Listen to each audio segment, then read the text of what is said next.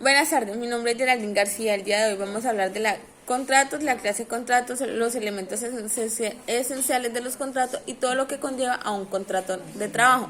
Empecemos por definir qué es un contrato de trabajo. Un contrato de trabajo es la prestación de servicios de una persona natural a una persona jurídica o natural a cambio de una remuneración.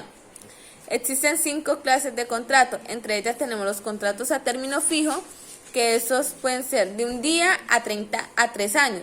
Son los que tienen la fecha de terminación del contrato. Esos contratos tienen todo lo de prestaciones de ley, tienen el pago de prima, todo lo que conlleva las prestaciones de ley. Seguimos con los contratos a término indefinido. Estos contratos son los que no tienen fecha de terminación, igual que los contratos a término fijo, tienen todas las prestaciones de ley. El trabajador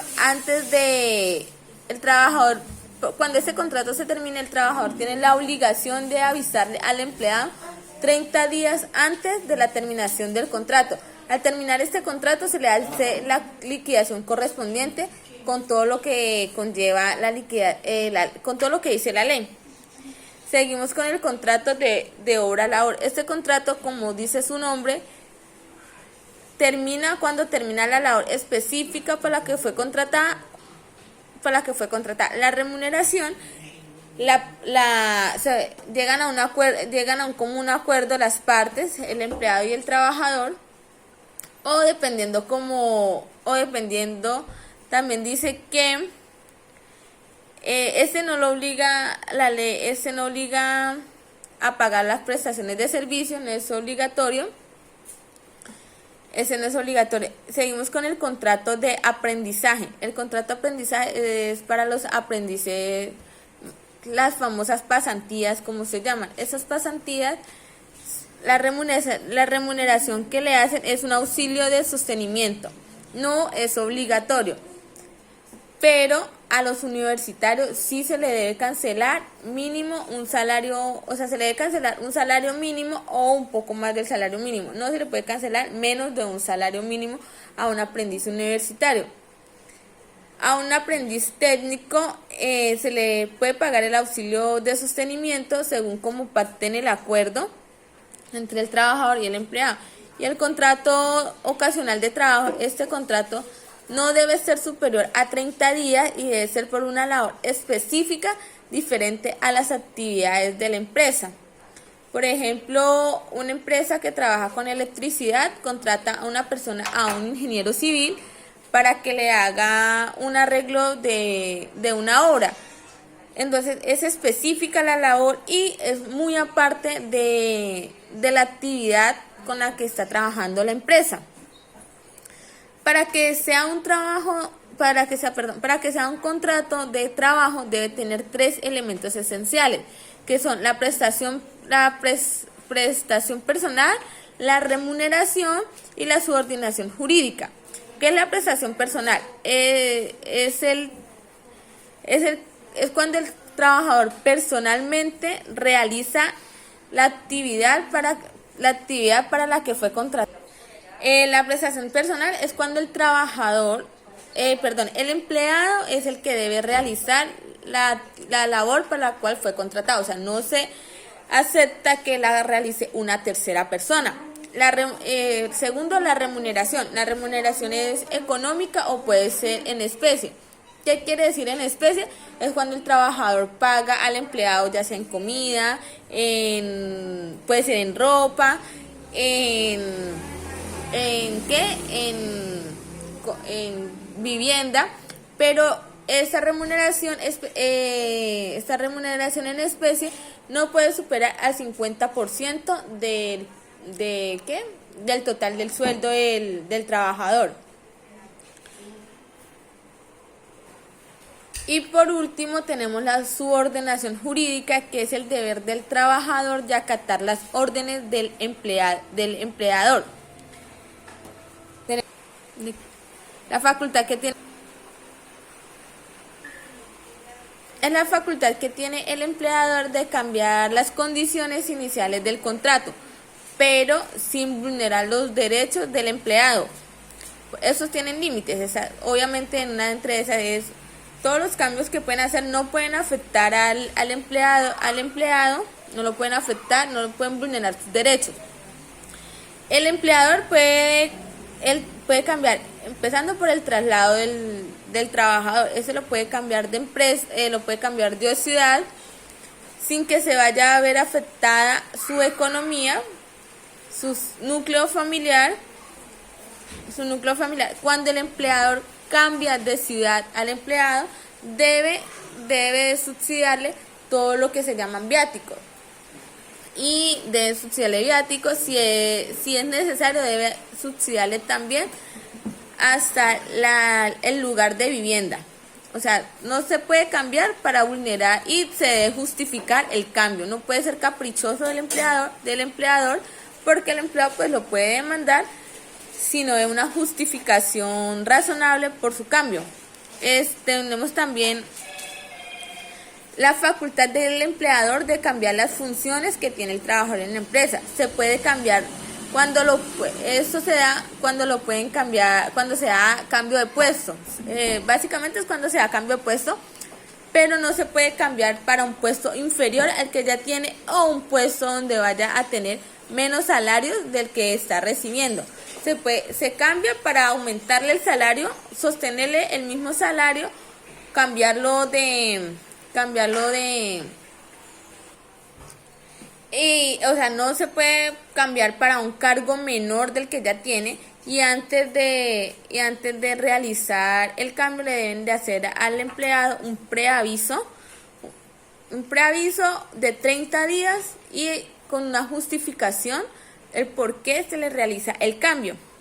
Tenemos también la asignación de horas extras. Estas horas extras no pueden ser mayores de 2 horas extras diarias ni 12 horas extras semanales, y deben de ser pagadas como lo dice la ley. Si son horas extras diurnas, tienen un valor diferente a las horas extras nocturnas y diferente a las horas extras de domingos o festivos.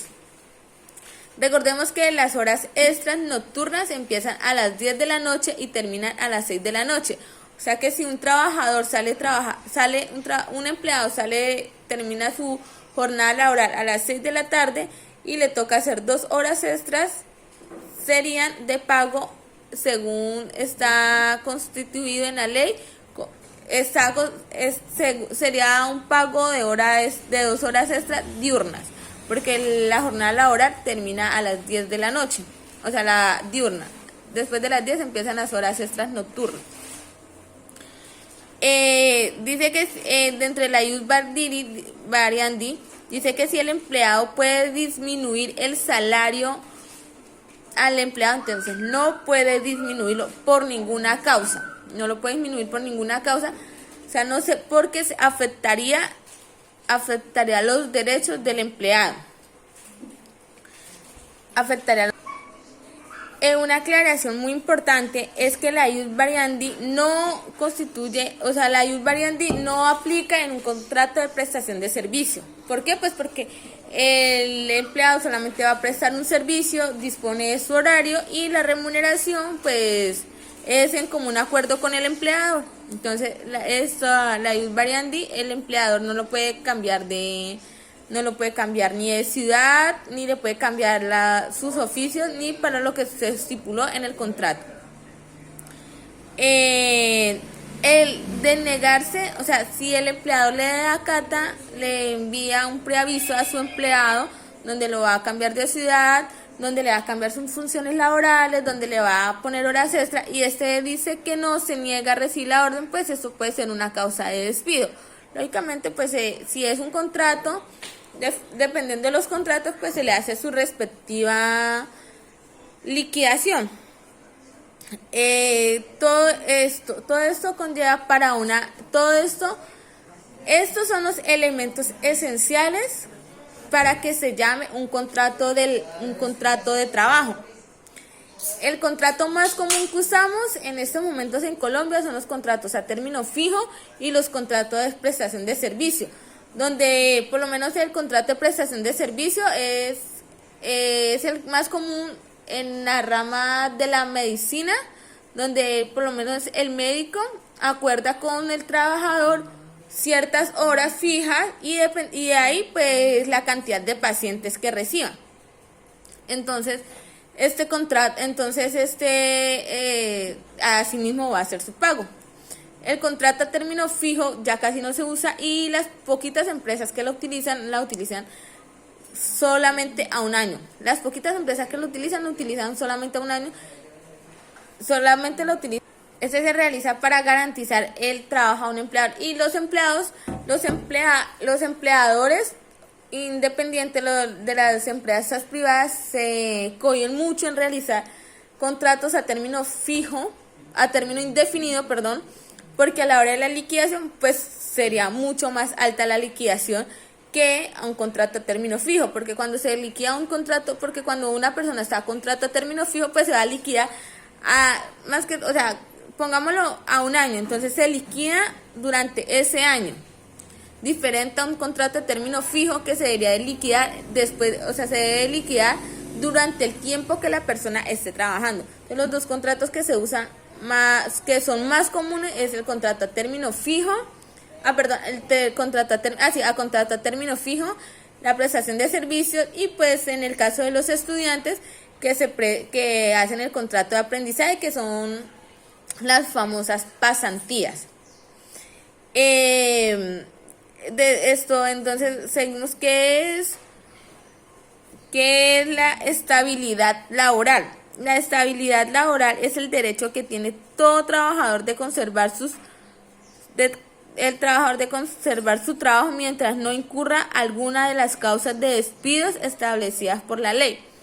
Entonces, ¿cuáles son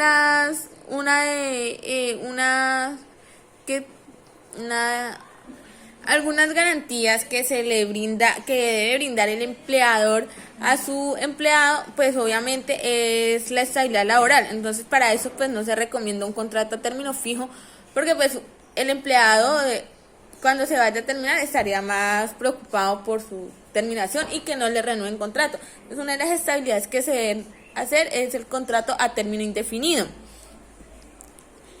El empleador, pues sería recomendable que el empleador no utilice temporales, que son las famosas.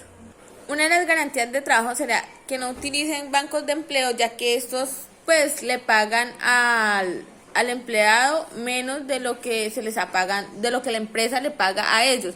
O sea, empezando le van recortando sueldo y las garantías de trabajo pues no son iguales a trabajar directamente con la empresa. Incentivos, importante pues los incentivos a un trabajador. Sería muy difícil para un empleado realizar sus horas extras, trasnocharse, perder tiempo con su familia y que a la hora de su remuneración pues las horas extras no se vean reflejadas. Y es bastante importante el acompañamiento que le debe realizar el empleador al trabajador. Así pues se siente más seguro y todo va a funcionar de la mejor manera. Esto es todo por el día de hoy sobre los contratos. Muchas gracias.